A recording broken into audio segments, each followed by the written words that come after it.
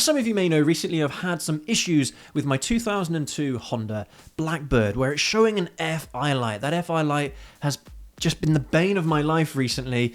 I've spent a lot of time trying to fix it over the last few weeks. In today's video, we're going to go over all of the troubleshooting steps that I've been through, and hopefully at the end, I might have just found a fix. Before we can start trying to figure out how to fix this, we need to get the bike to tell us what the issue is. To do this, all you have to do is have the bike running and put the kickstand down. So leave it in neutral, put the kickstand down. With the bike running, the FI light should start flashing. You'll first get some long flashes and some short flashes. If you count them, that will tell you the error code that the bike has picked up, or the ECU has picked up. In my case, it's code 25. Now, looking in forums and things, apparently that is a knock sensor issue. At first, I was a little bit skeptical of that because when the FI light started coming up, I noticed that the fuse for the fuel pump had been corroded, all the metal around it had been corroded.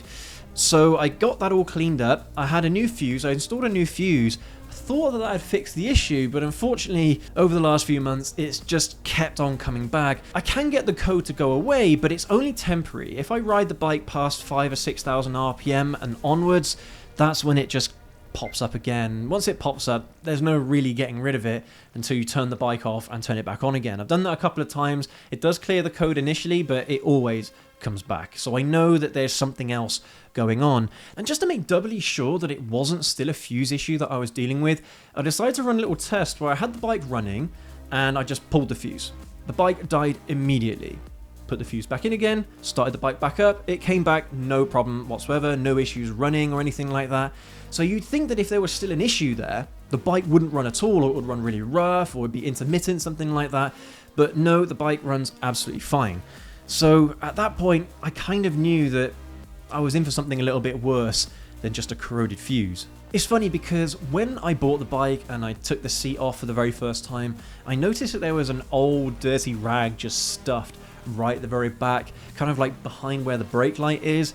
And at the time I didn't think anything of it. I just thought that, oh, they just left it there and maybe they used it for cleaning or something like that.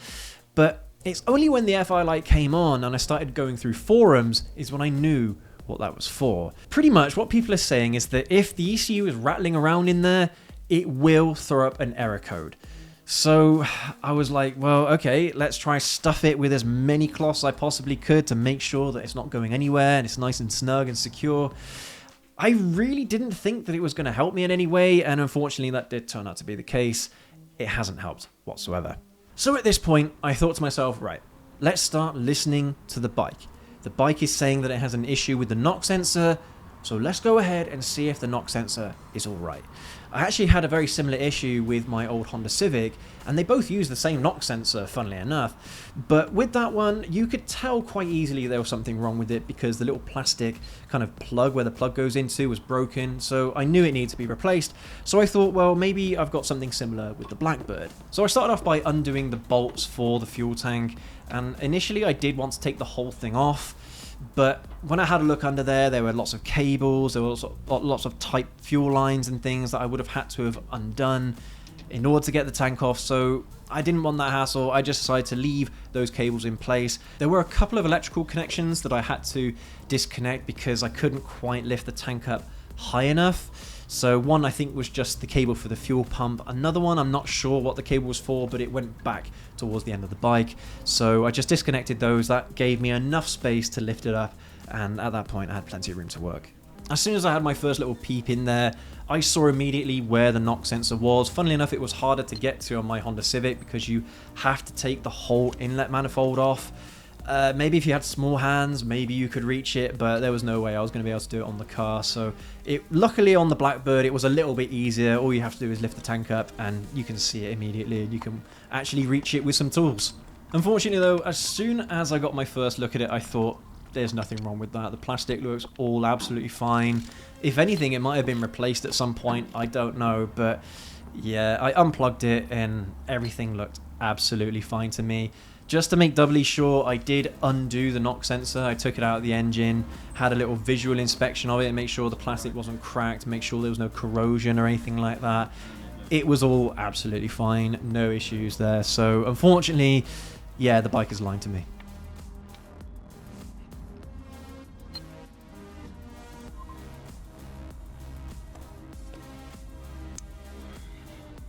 So afterwards, I decided to try and trace the cable from the knock sensor all the way back, and I noticed that it goes into like this little spaghetti junction of connectors and cables that all look quite dirty and greasy. So I started tracing them and I found which cable it was. I started unplugging them, then plugging them back in to reseat them, make sure they were in all the way.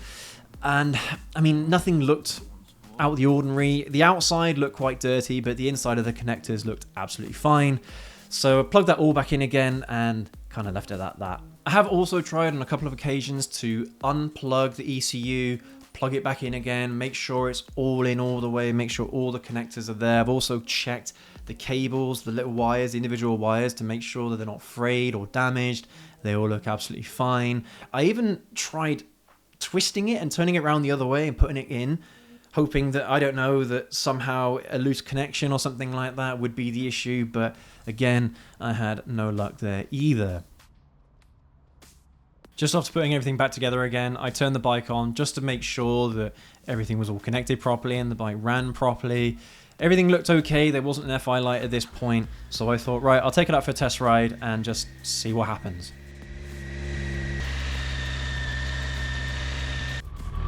Well, I guess I'll put it all back together again whilst it's still running, and well, I might have to take it out for a ride and just see if it throws it up again, but if it does, then yeah, we're in for a new ECU for sure.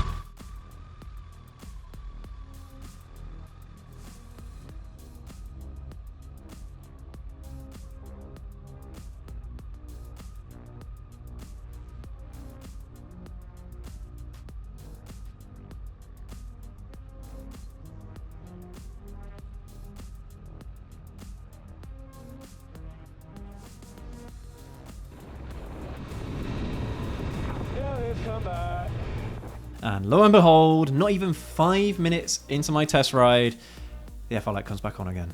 Oh, God. At this point, I'm so frustrated, I just don't know what to do. Then, I had a brainwave. So I decided to unplug the ECU, and I thought to myself, right, there's one thing that could be an issue, is some dirt or some corrosion is on one of the connectors. Getting the connectors off of the ECU can be quite difficult, but what you can do is you can wedge a screwdriver in there, press down the little clip to undo it, just twist the screwdriver a little bit and it should pop out quite easily. For those of you that don't know, an ECU is an engine control unit. It's basically the brain or the computer of a motorcycle or a car or any vehicle for that matter. All bikes and cars and all vehicles today have got some kind of computer, sometimes multiple computers, to control things like the fuel, to control the ignition timing, things like that. It basically has replaced a carburetor. So I unplugged the ECU, I got some 99% isopropyl alcohol, I just sprayed it into the ECU where the pins are, and I also sprayed it into the connector itself, and I started scrubbing with a toothbrush.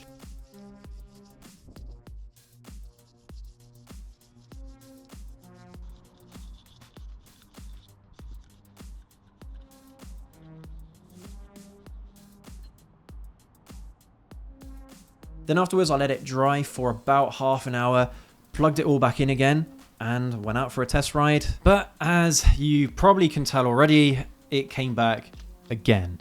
Nothing that I've done so far has helped or fixed the issue.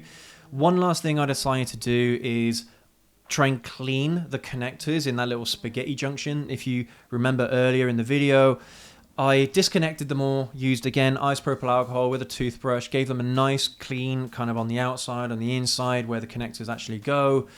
And well, I plugged them all back in again, but once again, nothing worked. There was still an issue somewhere.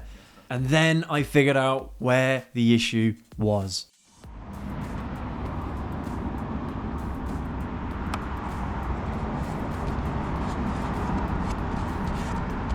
Look at that, all fixed. All joking aside, after putting that sticky tape over the light and having ridden it since, it's been quite freeing. Kind of out of sight, out of mind kind of thing. Because the bike runs absolutely fine, and if the ECU is picking up an error or an issue with the knock sensor, whether it's real or fake, doesn't really matter, the bike itself runs perfectly. It won't affect the running of the bike in any way, shape or form. So as far as I'm concerned, it's a non-issue at this point, and I'm considering just leaving it as it is. I could get a new ECU because I'm pretty sure that's where the issue is now. Just get a new ECU, plug it in, and in theory, all models fuel injected should have interchangeable ECUs, so it shouldn't be a big problem. However, the bikes in Europe have got the HISS system, which basically is so you've got a chip in your key, a security chip in your key, which is programmed to that ECU. If you swap the ECU and you don't reprogram the chip in the key, when you try turning the key, the fuel pump won't prime, so you won't be able to ride the bike anywhere. I don't really want to get a new ignition barrel or anything like that. I'm not going to bother doing that. How am I going to get the original key for that ECU? It's a can of worms. There's no way of doing this kind of in a way that is convenient or what have you. There might be a way of reprogramming the key somehow, or reprogramming the chip to a new ECU. I don't know how or if that's possible yet. Let me know down in the comment section if one of you knows how to do that, or maybe there's a kit or something, I don't know. But at this point, it's not really a big deal. The bike is running perfectly. I've been having lots of fun riding it as well, so I'm not going to let it worry me. It's only really going to become an issue when I come to sell the bike. So I may look at trying to fix it then, or when I do come to sell it, I might just sell it at a discount because the bike's perfect. It runs absolutely fine. And yeah, it's not something that I'm really worried about, to be honest. A knock sensor is not a big issue at all. All that it does, it just makes sure that there's no abnormal noises coming from the engine. Literally, that's all it is. It's just a little microphone, pretty much. It just detects vibrations in the engine, and if the vibrations are different to normal, then it will throw up an error code. But in all honesty, there is no issue with the bike. No real issue with the bike anyway. But I know that that might seem like a bit of an anticlimactic end to this video, but all the troubleshooting steps that I've been through today hopefully will help you if you have a Blackbird and you have this FI light coming on. Yeah, hopefully one of these troubleshooting steps will fix your issue. It's just unfortunate that for me, it hasn't been the case. If you have any other tips or tricks though, if you're a Blackbird owner, let me know down in the comment section below if there's anything you think I should try. But again, it's not really a big deal for me, so I'm not so worried about it. The bike isn't in perfect cosmetic condition or anything like that. It's an old bike. As long as it runs, I'm happy. And it doesn't have any issue running either. It doesn't run lumpy or it doesn't run rough or anything like that. Some people have mentioned that as that FI light comes on, their bike is not running as good as it used to.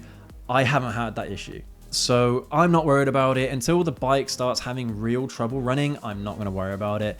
But yeah, you guys let me know down in the comment section what you think, and don't forget to leave that like and hit that subscribe button as well, and that notification bell so you don't miss any more videos like this one. But that's all for today. Thank you again. You guys, you take care. You ride safe. We'll catch you all in the next video. Have a good one.